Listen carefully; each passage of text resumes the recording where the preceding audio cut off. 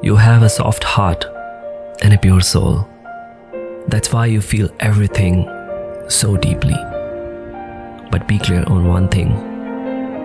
This is your superpower, not your weakness. The world needs more of you, so don't suppress who you are.